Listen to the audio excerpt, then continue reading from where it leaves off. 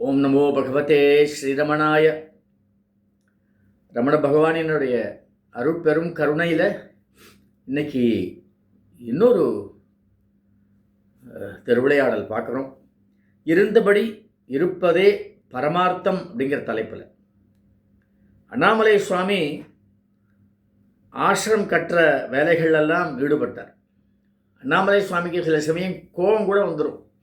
நாம் மட்டும் ஒரு உள்ளே உட்காந்து பகவான் சமீபத்தை அனுபவிச்சுண்டு பகவான் கூடவே இருக்க முடியலையே, பகவான் எதையோ வேலையை கொடுத்துட்றார், வெயிலில் அப்படி காய வேண்டியிருக்கே அப்படின்ட்டுலாம் அவருக்கு ஒரு மனஸ்தாபம் வரும்.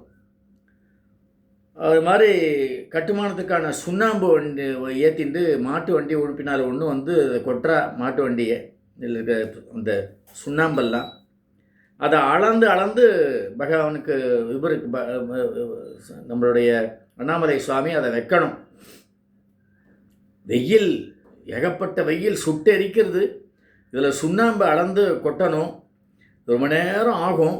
சுண்ணாம்பின் தூசு வேற, கண் எரியறது, மூக்கு எரியறது, உடம்பெல்லாம் தகன்றது. இவர் வந்து ரொம்ப கஷ்டப்பட்டு வேலை பார்த்துட்டுருக்கார். மேஜர் சாத்விக் இதை பார்த்துட்டு அண்ணாமலை சுவாமிக்கு கருப்பு கண்ணாடி ஒன்று கொடுத்தார், கூலிங் கிளாஸ். அண்ணாமலை சுவாமி கையில் ஒரு குடையோட கண்ணாடியை போட்டுட்டு தலையில் முண்டாசை கட்டிட்டு செருப்பெல்லாம் போட்டுட்டு அந்த வெயிலில் வேலை பார்த்துட்டுருப்பார். ஒரு சமயம் ஏதோ ஒரு வேலை அந்த பக்கம் இருக்குது அப்படின்ட்டு அண்ணாமலை சாமி எப்படி தான் கட்டுறாருன்னு பார்க்கலாம் அப்படின்ட்டு பகவான் அந்த பக்கம் வந்தார். உடனே அண்ணாமலை சுவாமி அந்த தலையில் இருக்கிற தலைப்பாயை கழட்டினார், கண்ணாடியை கழட்டினார், செருப்பை கழட்டினார், கொடையை மடக்கினார். இதெல்லாம் பண்ணிட்டு இருக்கும்போதே பகவான் வந்து இப்படி கையை இப்படி காமிச்சார். இதெல்லாம் செய்யாமல் இருந்தபடி இருந்தால் கிட்ட வருவேன். உடனே அவர் அதே மாதிரி கண்ணாடியை போட்டுட்டார், துண்டை மேலே போட்டுட்டார், செருப்பையும் போட்டுட்டார்.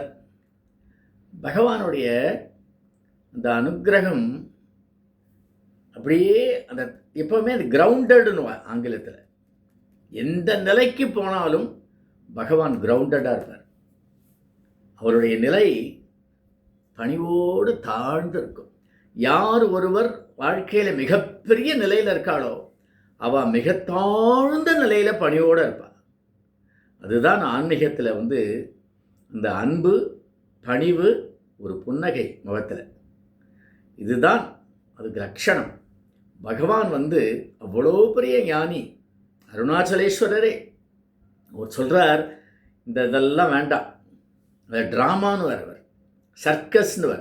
பகவான் வந்து இந்த ட்ராமாலாம் எதுக்கு, இந்த சர்க்கஸ்லாம் என்னத்துக்கு, யாராவது உழுந்து கும்பிட்டாள்னா எதுக்கு இந்த சர்க்கஸ்லாம்? நம்முடைய அகங்காரத்தை ஆன்மாவில் நமஸ்கரிக்கிறது தான் உண்மையான நமஸ்காரம் அப்படிங்கிறார். அது மாதிரி இருந்தபடி இருப்பதே பரமார்த்தம்.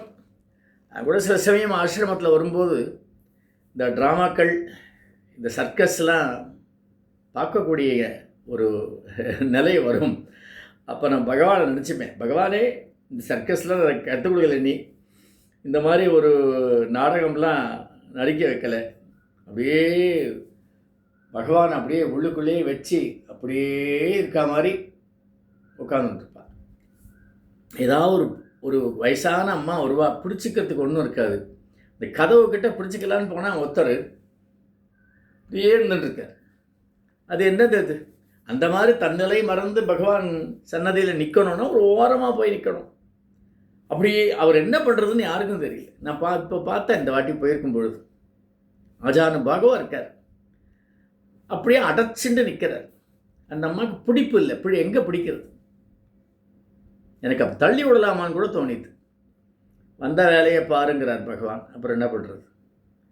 அதனால் இருந்தபடி இருப்பது தான் பரமார்த்தம். பகவான் அந்த உபதேசம் தான் இந்த திருவிளையாடலில் கொடுத்தது.